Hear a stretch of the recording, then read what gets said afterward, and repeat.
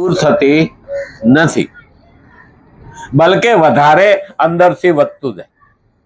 આ એક છે ને કે ઈચ્છા છે ને એ દુઃખની જનની છે. ઈચ્છા છે એ દુઃખની જનની છે. તો આપણને ઘણી વખત એવું લાગે કે સાચી વાત છે. હા, જેટલી ઈચ્છા કરીએ ને એટલે આપણે દુઃખી થતા જઈએ. અને એટલે જ આપણે કીધું કે ગમે એટલું આપણને મળે ને સાંસારિક વસ્તુ, કોઈ દી ઓડકાર નહીં આપે. એટલે આપણા વડીલોએ શું કીધું હતું કે સાધુ બામણને ખવડાવો, ઘેર બેહીને ખાહે એટલે ઓડકાર આવ્યા વિના રહે નહીં. બાકી શેમાંય ઓડકાર આવે ખરો કો?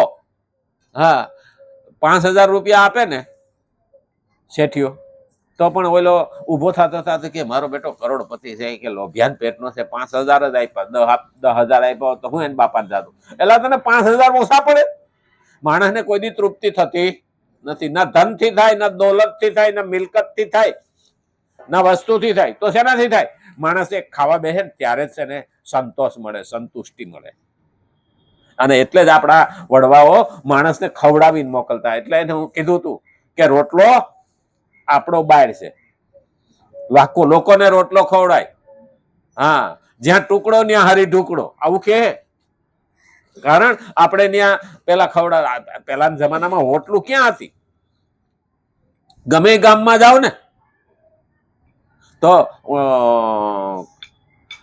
હોટલ નહોતી, પણ ગમે માણસને એમ કહો ને કે ભાઈ મારે ખાવું, અરે ભાઈ મારે ઘેર ખાઈ લે. લોકો ભૂખા ન જવા દે. અને હજી ગામડામાં તો હજી અમુક જગ્યાએ પ્રથા છે કે ચાને ટાઈમે જાવ તો ચા, હા, અને ખાવાના ટાઈમે જાવ તો ખવડાવશે. મને તો એક ભાઈ કીધું તો, મને કે ગામડું કોને કેવું, શહેર કોને કેવું? હું કહું જમીન આસમાન નો ફરક. હા, મને કે કેમ? શહેરમાં માણસ છે, ગામડામાં માણસ છે. હું કહું રીતમાં ફેર છે. તો કેમ? હું કહું શહેર વાળા છે ને એ બીજાના ખિસ્સામાંથી પોતે કાઢીને ખાય. શહેર વાળા પોતાના ખિસ્સામાંથી કદી કાઢતા નથી, બીજાના ખિસ્સામાંથી કાઢીને ખાય. ગામડા વાળા પોતાના ખિસ્સાના બીજાને ખવડાવે.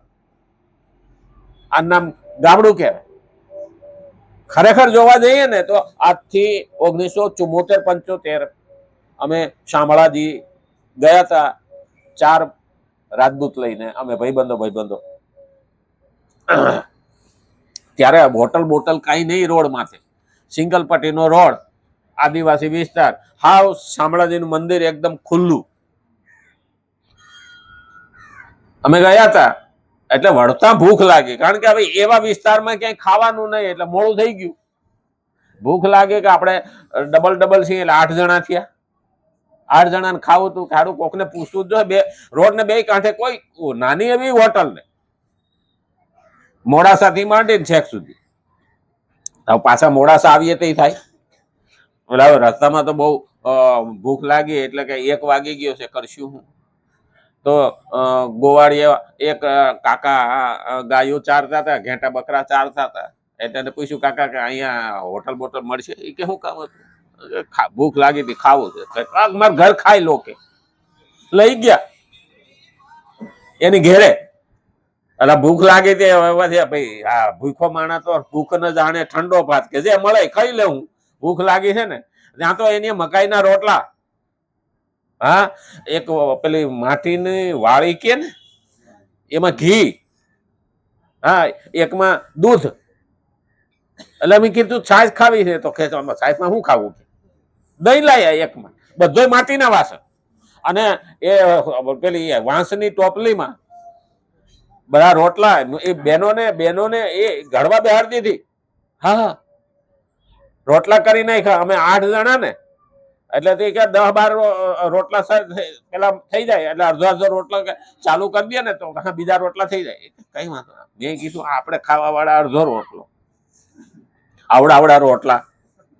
હા, એનું તો કલાડું મોટું, પણ આમાં ઘી નાખ્યું ને જાણે મહેમાનને નો રેડે. અમારો તો રોટલો પલળી ગયો પેલી પોપડી ખોલી. હા, અને અમે તો ધરાઈને ખાધું. એટલે મેં ઓલાને કીધું, હું કહું આપણે આને કંઈક દેવું તો પડશે. આટલું બધું કહું ઘી ખવડાવ્યું, આને દહીં ખવડાવ્યું, દૂધનું ભરાઈને લઈ આવ્યા. અને એ પોતાને ત્યાં મહેમાન આવ્યા એટલે કેટલું ભાવથી જમાડે છે. હા, આપણે તો હગા આવ્યા હોય તો રહોડા વાહણ પસાડતા મુઆ ઓટલું નથી ભારી, અને ઓલા તો અમારે કોઈ લેવા દેવા નહીં, અને છતાં જે ખવડાવ્યું એટલે અમે કાઢું કાકાને, કાકા કેટલા દેવાના, એટલે કે અનાજના વળી રૂપિયા વતાય છે, તમે તો મહેમાન કહેવાઓ. મેં કીધું આપણે 100 રૂપિયાનું ઘી ખાઈ ગયા. એટલે મારા ભાઈબંધોને કહું, એની કેવું ઘી નાખવામાં જરાય લોભ ન કર્યો. આને શું કહેવાય? ગામડું. બીજાને ખવડાવીને રાજી થાય એ ગામડું છે, અને બીજાનું ખાઈને રાજી થાય એ શહેર છે. ત્યારે અમે આવેલા ને એટલે મને કે તું કઈક કર, મારો ભાઈબંધ કે. એટલે પછી છોકરાના હાથમાં 200 રૂપિયા અમે આપ્યા 1974-75. અને એ હમ દીધા કે અમે છોકરાઓને વાપરવા દઈએ, તમને દેતા નથી. એ કેટલું દરિયા દિલી છે. ભલે આપણે એમ કહીએ કે ગામડાનો ઢોરા ચારનારો ગોવાળીઓ, ના, એના હૃદયમાં એટલે કૃષ્ણ ત્યાં જ જન્મો, એમને થોડો જન્મે. આપણે તો હાવ જુદા, ભાવ જુદા, ને અંદરથી હાવ જુદા.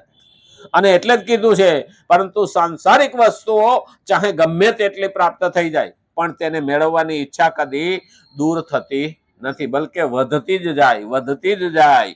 જ્યારે મનુષ્ય મળેલી વસ્તુને પોતાની અને પોતાના માટેની હોવાનું માની લે, ત્યારે તે પોતાની આ ભૂલને કારણે પોતે બંધાઈ જાય છે. એટલે આત્મા બંધાઈ જાય, એટલે એને પાછું અહીંયા આવવું પડે.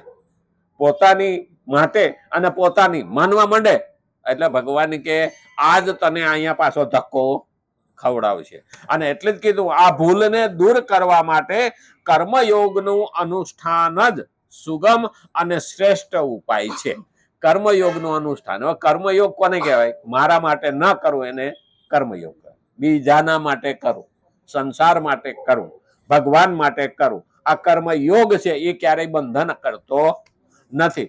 કર્મયોગી કોઈ પણ વસ્તુને પોતાની અને પોતાના માટેની હોવાનું માનતો નથી, અને તે બીજાઓની સેવામાં તેમની જ માનીને લગાડી દે છે. આથી તે સુગમતાપૂર્વક સંસાર બંધનથી મુક્ત થઈ જાય છે. આપણે જે સંસાર બંધન આવે ને, અહીંયા આપણે આવીએ ને, ખરેખર સત્વગુણી હોઈએ, તમોગુણી હોઈએ, રજોગુણી હોઈએ, ગમે એવા હોય, સારા કર્મ કર્યા છે ને સત્વગુણી, તો અહીંયા સારું ભોગવવા આવશે. ખરાબ કર્યા છે તો ખરાબ ભોગવવા આવશે, પણ આવવું તો પડશે. તો એને કીધું છે કે ભાઈ કર્મયોગ કઈ તારે કઈ જોઈતું જ નથી, તો કર્મ તને બંધન કરતા જ નથી. અર્જુન શું કીધું? મારે કઈ